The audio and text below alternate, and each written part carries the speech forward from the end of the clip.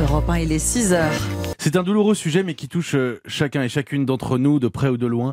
La question de la fin de vie. La Haute Autorité de Santé adresse ce matin une importante recommandation au gouvernement. Il faut mieux prendre en charge la fin de vie, y compris à domicile, en rendant plus accessibles des médicaments qui sont pour l'instant réservés aux hôpitaux. Fin novembre, on se souvient qu'un médecin du Havre avait été mis en examen et interdit d'exercer pour avoir aidé 5 patients à mourir. Bonjour Jean-Paul Hamon.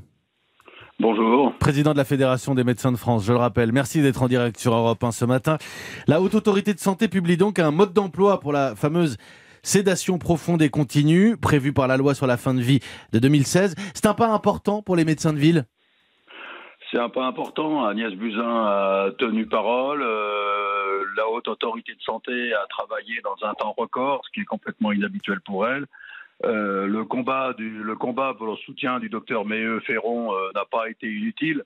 Il reste que cette recommandation va certainement encore buter sur cette fameuse décision collégiale. Vous savez, cette décision qu'on prend à plusieurs concernant la fin de vie. En ville, cette décision se prend avec le patient, avec la famille du patient et avec l'infirmier libéral et le médecin généraliste. Voilà.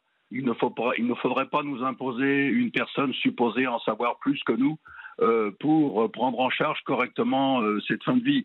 Maintenant, il nous reste aussi à nous battre pour que cesse la restriction du champ de compétences du médecin généraliste qui ne peut pas prescrire de Rivotril dans les acouphènes, qui ne peut pas prescrire d'aérosol pour les insuffisants respiratoires, même du Roaccutane pour les acnés sévères. Donc, tout ça, si vous voulez, c'est un combat que nous menons.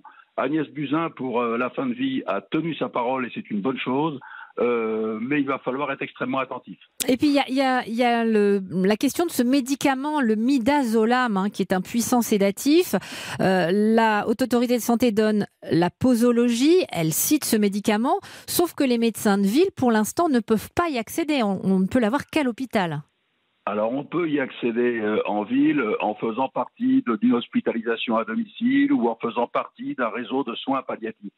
C'est justement ça que nous voudrions combattre et il faut absolument que cette recommandation soit bien précise sur ce sujet-là, car il semble bien, d'après la recommandation que je me suis procurée, comme on dit dans le jargon, n'a pas encore élucidé. La décision collégiale, tout va être là.